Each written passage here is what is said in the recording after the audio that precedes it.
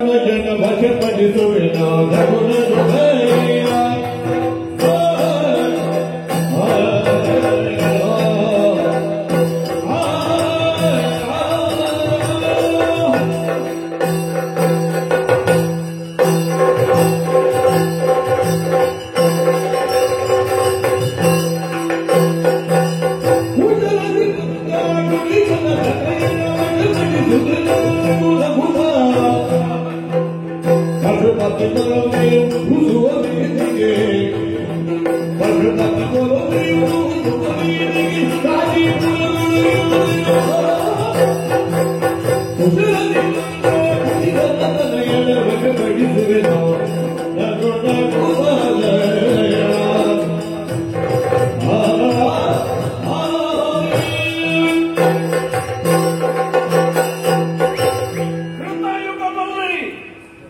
ಚಕ್ರವರ್ತಿ ನಳ ಚರಿತ್ರೆಯೊಂದರ ನಿರ್ಮಾಣವನ್ನು ಮಾಡಿದ ಪೂರಕವಾಗಿ ವ್ಯವಹರಿಸಿದವ ಈ ಶನೀಶ್ವರ.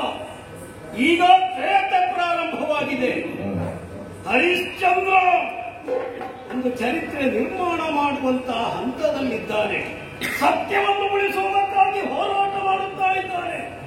ಸ್ವರ್ಗಲೋಕದಿಂದ ಪ್ರಾರಂಭವಾಗಿದೆ. ದೇವೇಂದ್ರ ಕೇಳಿದಂತಹ ಪ್ರಶ್ನೆ, ಪ್ರಪಂಚದಲ್ಲಿ ಸತ್ಯಾತ್ಮ ಧರ್ಮಾತ್ಮ ಏಕಪತ್ನಿ ವೃತ್ತಸ್ಥ ಯಾರಿದ್ದಾರೆ ಎಂದು ಕೇಳಿದ ಕ್ಷಣ ವಿಶ್ವಾಮಿತ್ರರು ಎದ್ದು ಹೇಳಿದ ಮಾತು, ಅಂತ ಯೋಗ್ಯತೆಗಳು ಪ್ರಪಂಚದಲ್ಲಿ ಯಾರೂ ಇಲ್ಲ ಎನ್ನುವ ಹಾಗೆ. ವಸಿಷ್ಠರಿಗೆ ಸಮಾಧಾನವಾಗಲಿಲ್ಲ. ಹೇಳಿದಲ್ಲ, ಹರಿಶ್ಚಂದ್ರ ಅಂತ ಮಾಡಿದ್ದಾನೆ. ಪರಸ್ಪರ ಪಂಥ ಮಾಡಿಕೊಂಡರು. ಅದೇ ರೀತಿಯಾಗಿ ವಿಶ್ವಾಮಿತ್ರ ಹರಿಶ್ಚಂದ್ರನ ಬಾಯಿಂದ ಸುಳ್ಳು ಹೇಳಿಸುವುದಕ್ಕಾಗಿ ಪ್ರಯತ್ನಪಟ್ಟು ಪ್ರಕರಣ ಇಲ್ಲಿಯವರೆಗೆ ತಲುಪಿದೆ. ಹರಿಶ್ಚಂದ್ರ ಎಲ್ಲವನ್ನು ಕಳೆದುಕೊಂಡ. ಅಷ್ಟು ಮಾತ್ರವಲ್ಲ, ಮಗನಾದಂತಹ ಲೋಹಿತಾಶ್ವ, ಮಡದಿಯಾದಂತಹ ಚಂದ್ರಮತಿ, ಈ ಇರುವರನ್ನು ಕಂಕಭಟ್ಟರಿಗೆ ಮಾರಿಬಿಟ್ಟ.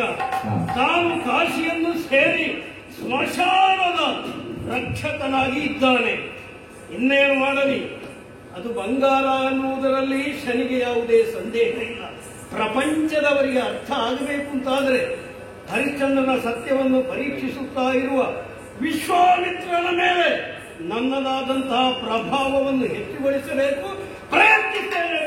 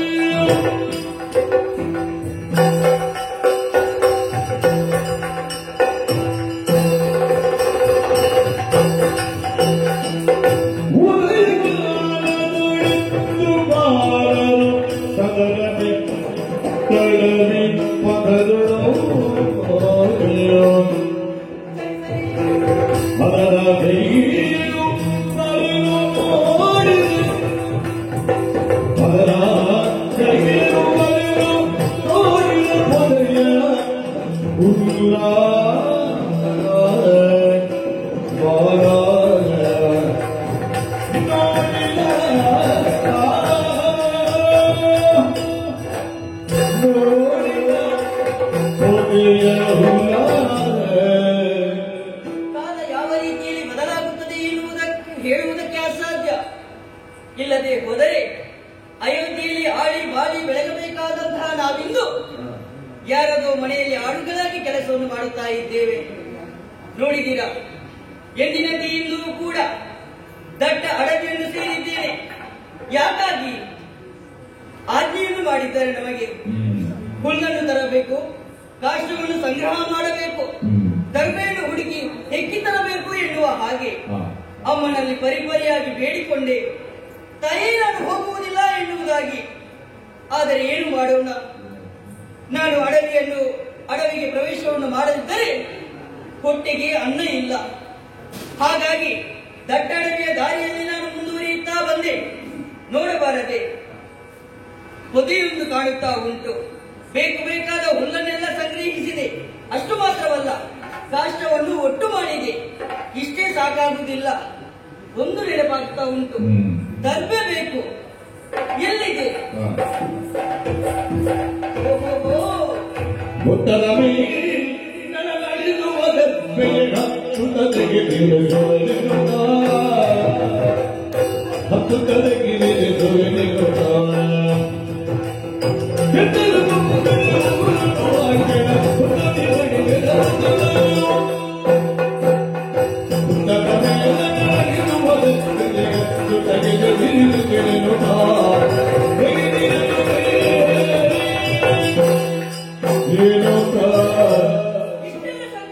ಸಂಗ್ರಹವನ್ನು ಮಾಡಿದ್ದೇನೆ.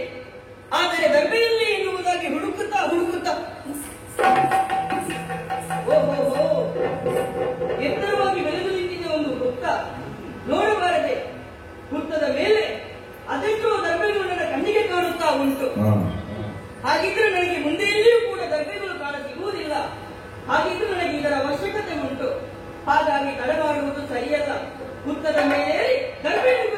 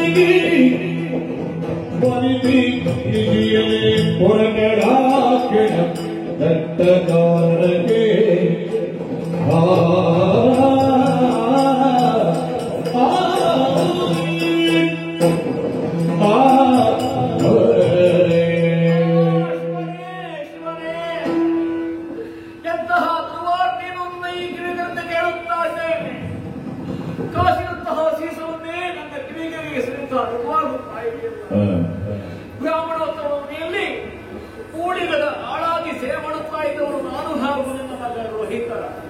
ಆದರೆ ಕುಶ ಸನ್ನಿಧಿಗಳ ತಲಕ್ಕೆ ಬೇಕಾಗಿ ಹೊರತಃ ಮಗ ಇದ್ದು ಬೆಂಕಿರುವಂತಹ ಸಮಯದಲ್ಲಿ ವಿಷ ಕಚ್ಚಿ ಸತ್ತು ಹೋದರಂತೆ. ಕೇಳಿ ನಾನು ಹೇಗೆ ಸಹಿಸಿಕೊಳ್ಳಲಿ? ಸತ್ಯವಾಗಿರಬಹುದೇ? ಯಾಕಂದ್ರೆ ದೃಶ್ಯವೂ ಸತ್ಯವಲ್ಲವಂತೆ, ಶ್ರಾವ್ಯವೂ ಸತ್ಯವಲ್ಲವಂತೆ. ಪ್ರತ್ಯಕ್ಷಕ್ಕೆ ಪ್ರಮಾಣ ಬೇಡ ಹಿಂದಿನವರು ಆಡಿದ್ದಾರೆ. ಒಂದು ವೇಳೆ ನನ್ನ ಮಗ ಸತ್ತದ್ದು ಹೌದೇ ಆಗಿದ್ದಲ್ಲಿ ಹೋಗಿ ಮಣ್ಣು ಮಾಡಿ ಬರಬೇಕು.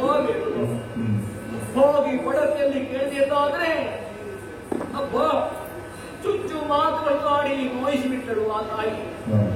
ಹೋಗುತ್ತಿದ್ರೆ ಆಕ್ಷೇಪ ಇಲ್ಲ, ಮನೆಯ ಕೆಲಸವನ್ನ ಮಾಡಿ ಆಮೇಲೆ ರಾತ್ರಿ ಹೋಗು ಹೀಗುವುದಾಗಿ. ಹೇಗಾದ್ರೂ ಓಡೋಡಿ ಎಲ್ಲ ಕೆಲಸಗಳನ್ನು ಮಾಡಿ ಮುಗಿಸಿಬಿಟ್ಟೆ. ರಾತ್ರಿ ಆಗುತ್ತಾ ಉಂಟು, ಸಾವಕಾಶ ಸಾಲುವಂತಲ್ಲ. ಹೋಗ್ತೇನೆ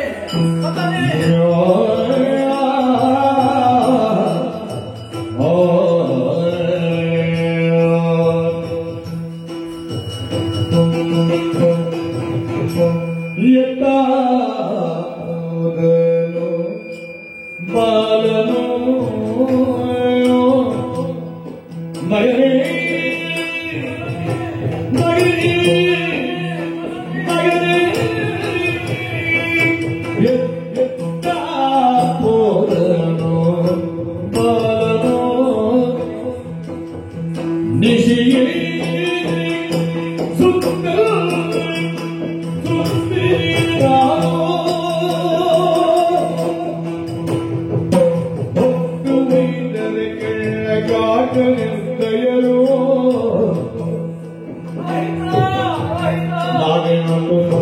ಜೀವಿಗೆ ಜೀವನ ಬಿಟ್ಟು ಬದುಕುವೆನು. ಎತ್ತ ಬೋಧೆಯೋ ಮಗನೇ ರೋಗಿನೋ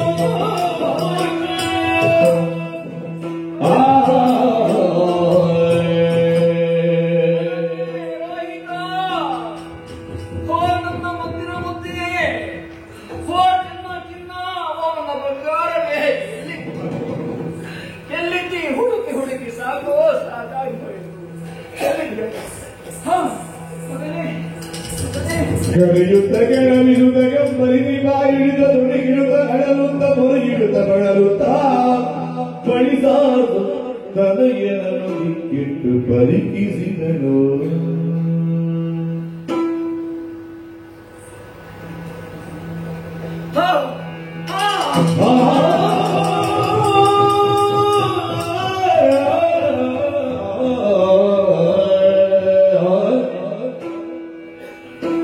ಹೊಡೆದೊಡಲು ಕುಡಿಯಾಯ್ತು ಮಗನೇ,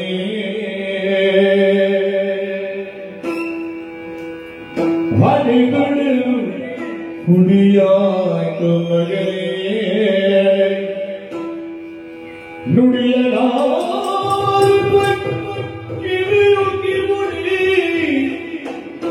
ಆರುದಿಗೆ ಬಾಯೊಳಗಿ ಕಪ್ಪನ ತೋಬಿ ಬಡವಾಯ್ತು ಒಡಲು ಬರಿದಾಯ್ತು, ಕಂಪನ ತೋಬಿ ಬಡವಾಯ್ತು ಒಡಲು ಬರಿದಾಯ್ತು. ನೋಡುವ ಕಣ್ಣಿಗೆ ಸುಣ್ಣ ಬೆರಚೋತ ನುಡಿಯಲೇ ಕಂದ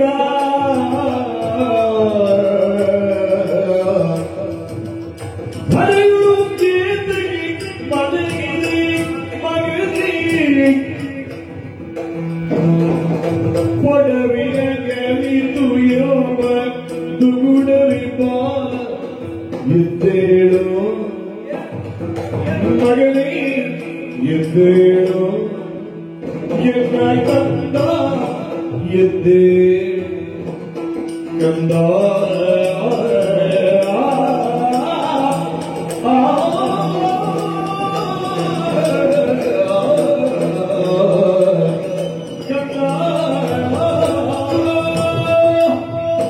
ಕಂದ ಮಗನೇ ಎದ್ದೇಳು.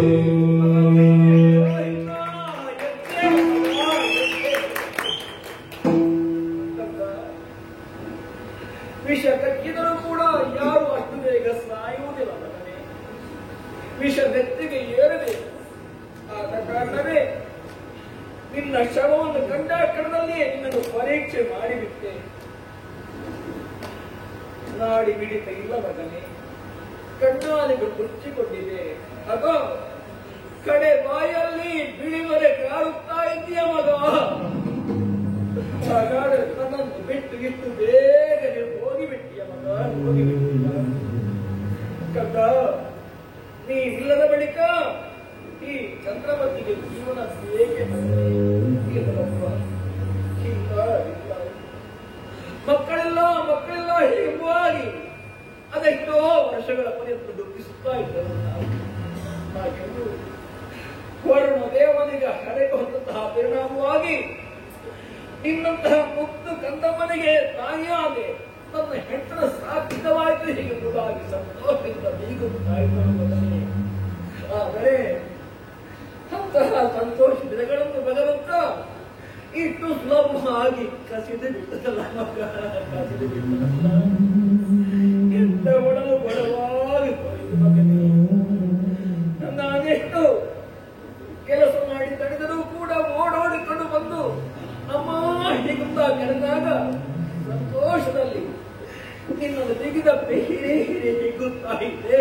ಆದರೆ ಇಂದು ನನ್ನನ್ನು ಬಿಟ್ಟು ದೂರ ದೂರ ದೂರ ಹೋಗಿಬಿಟ್ಟಿಯ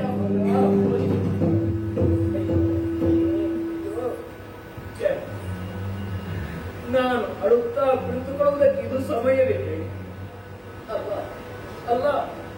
ನನ್ನ ಒಳಗೆ ಆಜ್ಞೆ ಆಗಿದೆ. ಬೆಳಗಾಗುವುದರ ಒಳಗಾಗಿ ಮನೆ ಸೇರಬೇಕು, ಕಾಯಕದಲ್ಲಿ ಇನ್ನು ಕೈ ಸಾಗಿ ತೊಡಗಿಸಿಕೊಳ್ಳಬೇಕು ಹೀಗುವುದಾಗಿ. ಆದ ಕಾರಣ ಆದಷ್ಟು ಬೇಗನೆ ಹತ್ತಿರದ ಋತುವಿಗೆ ಹೆಣವನ್ನೆತ್ತಿಕೊಂಡು ಹೋಗಿ ಈ ಮಗನಿಗೆ ಬೇಕಾದ ಅಂತ್ಯ ಸಂಸ್ಕಾರ ಮಾಡಬೇಕಾಗಿದೆ. ಪ್ರಯತ್ನ ಮಾಡ್ತೇನೆ. ದುಡಿದ ಕರಿಗುಳ್ಳಿಗೆರನೆಲ್ಲ ಅರಸಿ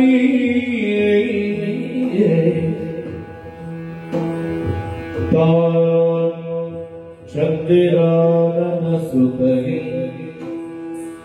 ಬಿರೊಂದು ಉಳಿದ ಕವಿಗುಳ್ಳಿಗಳ ಅರಸಿ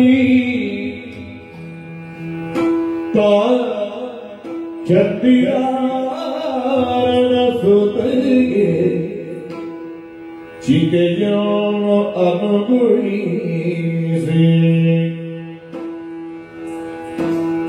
ಚಿತೆಯೋ ಅನುಗುಣಿಸಿ ಚಂದಿರಾನನ ಸುತಗೆ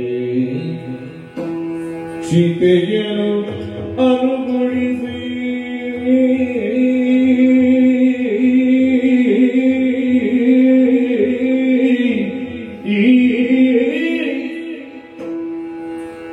ಇಂದು ಶೇಖರನು ನೆನೆದು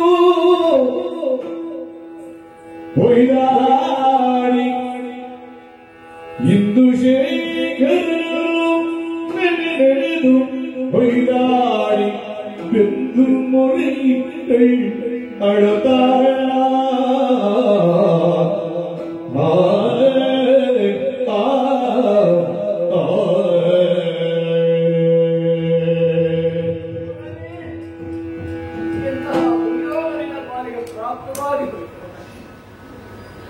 ಕ್ಷತ್ರಿಯ ಕುಮಾರನೇನು ಒಂದೊಂದು ದಿನ ಅಯೋಧ್ಯೆಯ ಸಿಂಹವಿಟ್ಟವನ್ನೇರಿ ಪ್ರಜಾ ಅನ್ಯಕನಾದ ಕಾಲ ಬಯಬೇಕಾಗಿತ್ತು. ಅಂತಹ ಯೋಗ ಮಾತು ನಿನಗೆ ಇಲ್ಲದಾಗಿ ಕೊಟ್ಟು ಒಂದು ವೇಳೆ ಇಂಥ ಕ್ಷೇತ್ರದಲ್ಲಿ ನೀನು ಅಳೆಯುತ್ತಾ ಇದ್ದರೆ ನಾನು ಖಂಡಿತವಾಗಿ ದುಃಖಿಸುತ್ತಾ ಇದ್ದಿಲ್ಲ ಮಗನೇ. ನೀನು ವಿಷಕಕ್ಕೆ ಸತ್ತುದು ನಿನಗೆ ದುರ್ಮರಣ. ಕ್ಷತ್ರಿಯ ಕುಮಾರ ಅಂತ ನಿನಗೆ ದುರ್ಮರಣ ಬಂತು ಎಂಬ ಕಾರಣಕ್ಕೆ ಬೇಕಾಗಿ ದುಃಖಿಸುತ್ತಾ ಇದ್ದೆ. ಒಂದು ವೇಳೆ ಅರಮನೆಯಲ್ಲಿ ನಿನ್ನ ಅಳಿವಾಗ್ತಿದ್ರೆ ಗಂಧವೋ ಚಂದನವೋ ಇತ್ಯಾದಿ ಇತ್ಯಾದಿ ಒಳ್ಳೆ ಜಾತಿಯ ಮರಗಳಿಂದ ನಿನ್ನನ್ನು ಟಿಕೆಯನ್ನಾಗಿ ಸಿದ್ಧಪಡಿಸಿ ನಿನ್ನನ್ನು ಮಣ್ಣು ಮಾಡಬೇಕು. ಇದು ಹಾಗಲ್ಲ. ನೋಡು, ಸುಟ್ಟು ಉಳಿದಂತಹ ಕೊಳ್ಳಿಗಳನ್ನೆಲ್ಲ ಹೆಕ್ಕಿ ತಂದು ಒತ್ತಡಗೊಳಿಸಿ ಕಾಷ್ಟವನ್ನಾಗಿ ಸಿದ್ಧಪಡಿಸಿದ್ದೇವೆ. ನನ್ನ ಹೆಣ ನಿನ್ನ ಹೆಗಲ ಮೇಲೆ ಸಾಗಬೇಕಾಗಿತ್ತು. ಬದಲಾಗಿ ನಿನ್ನ ಹೆಣವನ್ನೇ ಹೊತ್ತೊಯ್ಯುವಂತಹ ದುರ್ಯೋಗ ನನ್ನ ಕಾಷ್ಟಕ್ಕೆ ನೀರು ಕೊಡಬೇಕಾಗಿತ್ತು. ಬದಲಾಗಿ ಈ ಹಾಳು ಕೈಯಿಂದ ನಿನ್ನ ಜೊತೆಗೆ ಹೆಚ್ಚಿರುವಂತಹ ದುರ್ಯೋಗ ಯಾಕೆ ದುಃಖಿಸಬೇಕು? ಯಾಕೆ ದುಃಖಿಸಬೇಕು? ವಿಶ್ವನಾಥ ನಿನ್ನನ್ನೇ ಧ್ಯಾನಿಸುತ್ತಾ ಮಗನ ಚಿತೆಗೆ ಬೆಂಕಿಯನ್ನು ಕೊಡ್ತಾ ಇದ್ದೇನೆ.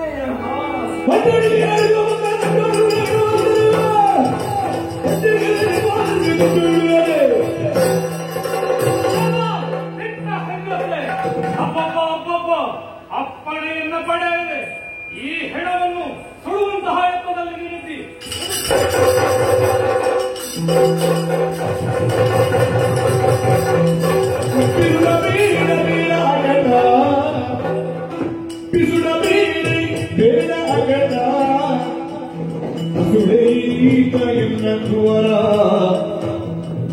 ಶಿಶು ನಿನ್ನ ತನಯೋದೆ ಎಂದು ಅತ್ತಯೋ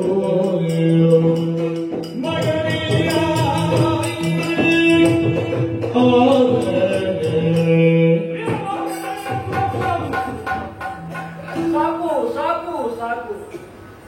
ಚಿತೆಯ ಮೇಲಿಂದ ಈ ಮಗನ ಶವವನ್ನು ಎಸೆಯುವುದಕ್ಕೆ ಬೇಗ ಮುಂದಾಗುತ್ತಾ ಇದೆಯಲ್ಲ. ನೀನು ಒಬ್ಬ ಮನುಷ್ಯ ತಾನೆ.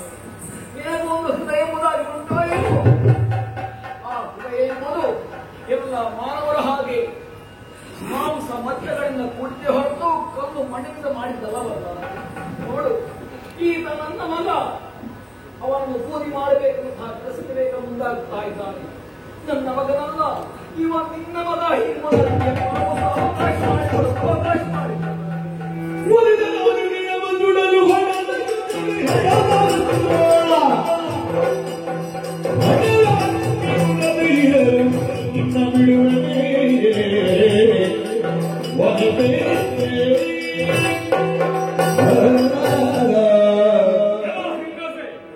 ಇಲ್ಲಿ ಭಾವನೆಗಳಿಗೆ ಬೆಲೆ ಇಲ್ಲ.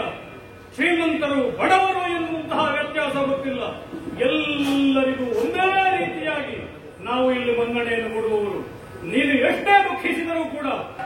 ಹೆಣ ಸುಡುವುದಕ್ಕೆ ಅವಕಾಶವನ್ನು ಕೊಡಲಾರೆ. ನಾನು ಒಂದು ನಿಯಮಕ್ಕೆ ಬದ್ಧನಾಗಿದ್ದೇನೆ. ಹಾಗರೊಕ್ಕ, ಹೆಣನ ವಸ್ತ್ರ, ತಲೆಯಕ್ಕಿ ಇವು ಇಷ್ಟನ್ನ ಅರ್ಪಿಸಿ ಇಷ್ಟನ್ನು ಕೊಡು, ಇಲ್ಲದೆ ಹೋದರೆ ಹೆಣ ಸುಡುವುದಕ್ಕೆ ಅವಕಾಶ ಕೊಡಲಾರೆ. ಹಣವನಿಂದ ತರಲಿ ಹೆಣ ಸುಡಲು ಸಿರಿತನೋ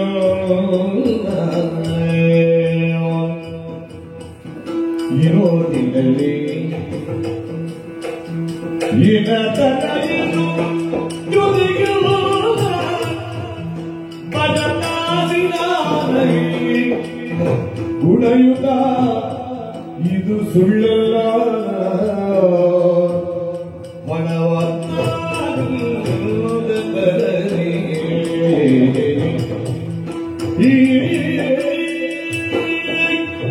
ಇಷ್ಟನ್ನು ಕೊಡು. ಹೆಣದ ವಸ್ತ್ರ, ಅಕ್ಕಿ, ರೊಕ್ಕ ನಾನು ಎಲ್ಲ ತರಲೆಯಪ್ಪ. ನಾನೊಬ್ಬ ಬಡವಳಿದ್ದೇನೆ. ಅನ್ಯರ ಮನೆಯಲ್ಲಿ ಕೂಳಿಗದ ಆಳಾಗಿ ಚಾಕರಿಯ ಹೆಣ್ಣಾಗಿ ಸೇವೆ ಮಾಡುತ್ತಾ ಇದ್ದವಳು ನಾನು ಹೋಗಿ ಕೇಳಿದ್ದಾದರೆ ಖಂಡಿತವಾಗಿ ಅವರು ಕೊಡುವಂತಹ ಸ್ಥಿತಿಯಲ್ಲಿಲ್ಲ, ಕೊಡುವುದೂ ಇಲ್ಲ, ನನಗೆ ಗೊತ್ತು. ಆದ ಕಾರಣ ಹೇಳ್ತಾ ಇದ್ದೇನೆ, ತಮ್ಮಯ್ಯ ತಮ್ಮಯ್ಯ, ನಿನ್ನ ಕಾಲಿಗಾಗಿ ಬೇಡಿಕೊಳ್ಳುತ್ತಾ ಇದ್ದೇನೆ. ನೀನು ಕೇಳಿದುದನ್ನು ಕೊಡುವುದಕ್ಕೆ ನಾನು ಅಸಹಾಯಕರು. ಆದ ಕಾರಣ ಕೇಳಿಸುವುದಕ್ಕೆ ಅವಕಾಶ ಮಾಡಿಕೊಂಡು ಹೃದಯ ಎನ್ನುವ ಹಾಗೆ ಪ್ರಶ್ನಿಸಿದೆಯಲ್ಲ. ಇಲ್ಲಿ ಬರುವವರೆಲ್ಲರೂ ಅಳುವವರೇ. ತಂದೆ ತಾಯಿಗಳನ್ನು ಕಳೆದುಕೊಂಡಂತಹ ಮಕ್ಕಳು, ಮಕ್ಕಳನ್ನು ಕಳೆದುಕೊಂಡಂತಹ ತಂದೆ ತಾಯಿಗಳು, ಬಂಧುವರ್ಗವನ್ನು ಕಳೆದುಕೊಂಡಂತಹ ಬಾಂಧವರು, ಇವರ ಅಳಲನ್ನು ನೋಡಿ ನೋಡಿ ನೋಡಿ ನನ್ನ ಹೃದಯ ಕಲ್ಲಾಗಿ ಹೋಗಿದೆ. ದಯ ತೋರಲಾರೆ ಎನ್ನುವ ಹಾಗೆ ಆಡಿದೆಯಲ್ಲ. ನನ್ನ ಮಗನಲ್ಲ, ನಿನ್ನ ಮಗನೆಂದು ತಿಳಿ ಎನ್ನುವ ಹಾಗೆ ನನ್ನ ಪದಮೂಲದಲ್ಲಿ ಬೇಡುತ್ತಾ ಇದ್ದಿ ಎನ್ನುವ ಕಾರಣಕ್ಕೆ ಬೇಕಾಗಿ ದಯ ತೋರಿಸುತ್ತಾ ಇದ್ದೇನೆ. ಹಾಗರೊಕ್ಕ, ಹೆಣದ ವಸ್ತ್ರ ಇದು ನನ್ನ ಒಡೆಯನಿಗೆ ಸಲ್ಲತಕ್ಕದ್ದು. ಉಳಿದ ತಲೆಯಕ್ಕಿ ಎನ್ನುವುದು ನನ್ನವರ ಪೋಷಣೆಗೆ ಇರುವುದು.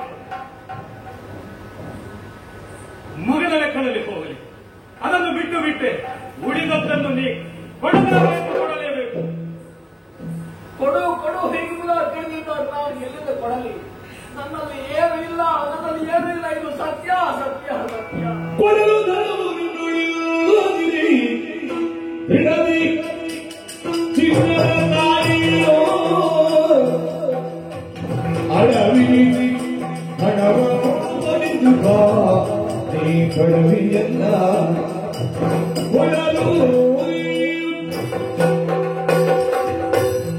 ಕೊಡಲು ಏನೂ ಇಲ್ಲವೇ? ಬಹುಮಂದಿಯನ್ನು ಕಂಡವ ನಾನು, ಅಸಂಖ್ಯ ಸಂಖ್ಯೆಯ ಹೆಣ್ಣುಗಳನ್ನು ಸುಟ್ಟವ. ಯಾವುದು ಸುಳ್ಳು, ಯಾವುದು ಸತ್ಯ ಎನ್ನುವುದು ನನಗೆ ಗೊತ್ತಿಲ್ಲ ಅನ್ನುವ ಹಾಗೆ ಭಾವಿಸಿದೆಯಾ? ಸುಳ್ಳನ್ನಾಡುವುದಿಲ್ವೇ ನೀನು? ಇಲ್ಲ ಇಲ್ಲ, ಸತ್ಯವನ್ನೇ ಹೇಳುವವಳೆ. ಆಡಿದ ಮಾತೆಲ್ಲವೂ ಸತ್ಯವಪ್ಪ. ಸತ್ಯವೇ? ಸತ್ಯ. ನನ್ನಲ್ಲಿ ಏನು ಇಲ್ಲ. ಏನೂ ಇಲ್ಲವೇ? ಇದೇ ಸುಳ್ಳು, ಇದೇ ಸುಳ್ಳು. ಸುಳ್ಳು ಎಂಬ ಶಬ್ದಕ್ಕಂತಲೇ ನನಗೆ ಗೊತ್ತಿಲ್ಲವಲ್ಲ. ಈ ಹೆಣವನ್ನು ಸುಡುವಷ್ಟು ಹಣ ನಿನ್ನಲ್ಲಿಲ್ಲವೇ? ನಿನ್ನ ಕೊರಳಿನಲ್ಲಿ ಕಾಣುತ್ತಾ ಇರುವುದು ಚಿನ್ನದ ಕೊರಳ ತಾಳಿ, ಕೊರಳ ತಾಳಿ ಕಂಡು ಕೇಳಿದೆಯಾ? ಅಥವಾ ಮಗನನ್ನು ಹೆತ್ತಿದ್ದೇನೆ ಎಂಬ ಕಾರಣಕ್ಕೆ ಬೇಕಾಗಿ, ಇರಬಹುದು ಎಂಬಂತಹ ಕಾರಣಕ್ಕೆ ಬೇಕಾಗಿ ತಾಳಿಯನ್ನು ಕೇಳುತ್ತಾ ಇದ್ದೀಯಾ? ಹೇಳಪ್ಪ. ಕಂಡೇ ಕೇಳಿ.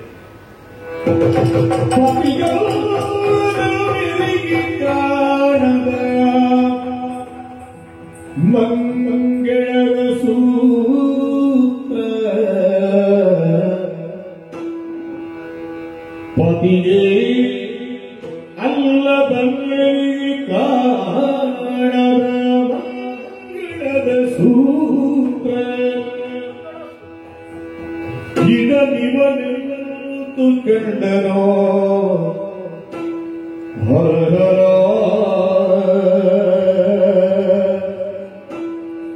ಹರ ಎನ್ನುತ್ತ ಚಿಂತಿಸುತ್ತ ಪತಿವ್ರತೆಯೊಬ್ಬಲಿ ಬೆಂಡಾದ ಅವಳ ಕ್ಷಣದಲ್ಲಿ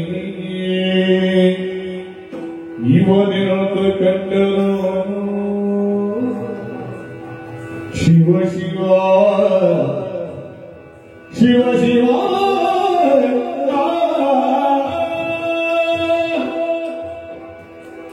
ಸ್ವರ್ಣ ಮಂಗಲ ಸೂತ್ರನ ಗೌರ ಶುದ್ಧ ಚಿನ್ನದ ತಾಳಿಯನ್ನು ಹೇಳಿಬಿಟ್ಟನಲ್ಲ.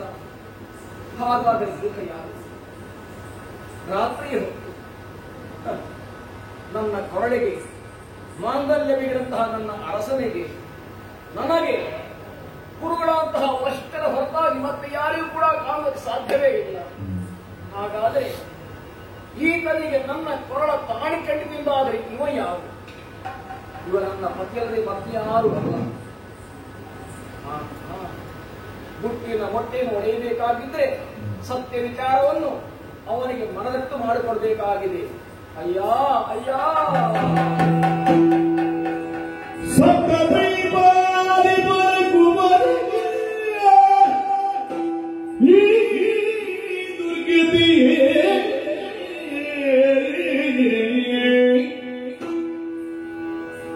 ದೀಪ್ತಿ ಕಾಣದೆ ಹೋಯ್ತೆಯೇ ಭಾನುಕುಲಗಿ ಗತಿಯೇ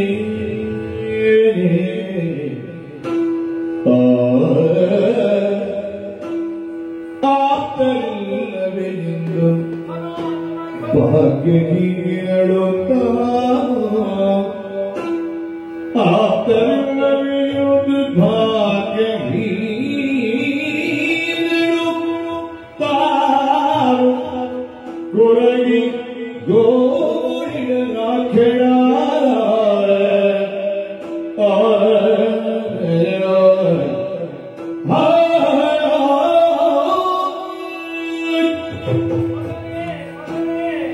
ರೋಹಿತ, ನಾವೆಷ್ಟು ಕೂಗಾಡಿದು ಕೂಡ ಇಲ್ಲಿಂದು ನಮ್ಮ ಮಾತೆಲ್ಲವೂ ಕೂಡ ಅರಣ್ಯ ರೋಧನವೇ ಆರಿತು ಹೊರತು ನಮ್ಮ ಹಿತವನ್ನೇ ಬಯಸಿಕೊಂಡು ಬರುವವರು ಯಾರು ಇಲ್ಲವಲ್ಲದೆ ನಾವಿಂದು ಅನಾಥರಾಗಿಬಿಟ್ಟೆವು.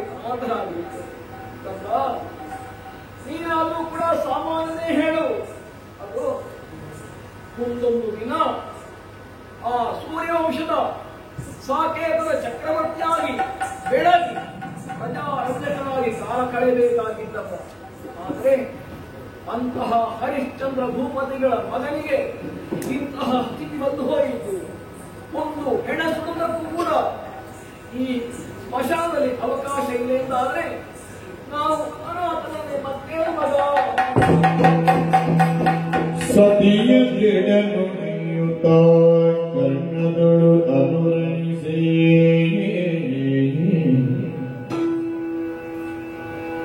ಮತಿಹೀನ ತಾನೆನುತ ದುಃಖದಲ್ಲಿ ನೊಂದವನು ಅತಿಶಯ ದುಂಬಾರದು ಕೊರಗಿ ಧೀರಗಿ ಮರಿದು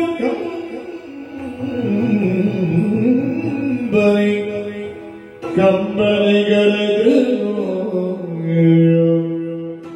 ಹರಗರ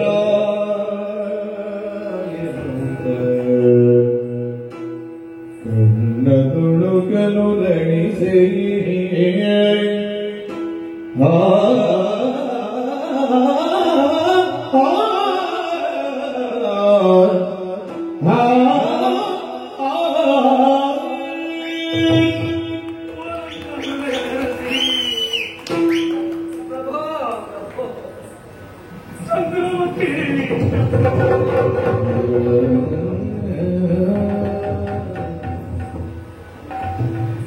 ವಿಧಿ ನಿರ್ಣಯ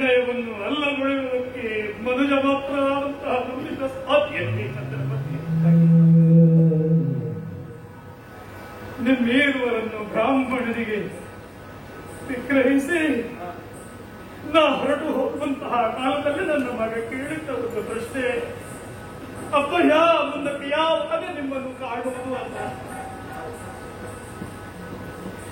ಸಮಾಧಾನದ ಮಾತುಗಳನ್ನು ಹೇಳಿದ್ದೆ. ಮುಂದೊಂದು ದಿನ ಒಂದೇ ಕಡೆಯಲ್ಲಿ ನಾವು ಮೂವರು ಸಂಧಿಸುವುದಕ್ಕಿದ್ದೇವೆ ಎನ್ನುವ ಹಾಗೆ ಸತ್ಯವಾಗಿದ್ದಲ್ಲ. ಈ ಸ್ಥಿತಿಯಲ್ಲಿ ನಿಮ್ಮನ್ನು ಕಾಡುತ್ತಿದೆ ಎನ್ನುವ ಹಾಗೆ ನಾವು ಭಾವಿಸಿರ್ಲಿಲ್ಲ. ನೋಡು ಅರಸಿ ಚಂಡಾಲನಾಗಿ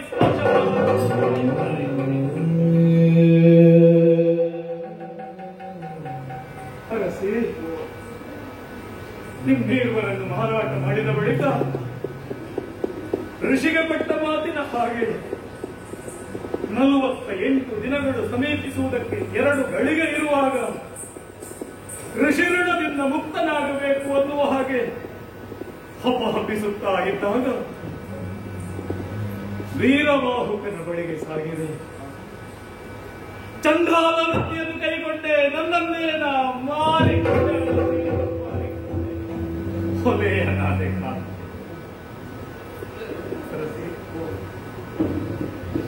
ನನ್ನೊಡೆಯನ ಆಜ್ಞೆ ಇದು. ನಾ ಕೊಟ್ಟ ಮಾತನ್ನು ಉಳಿಸಬೇಕು, ಸತ್ಯವಚನವನ್ನು ಉಳಿಸಬೇಕು.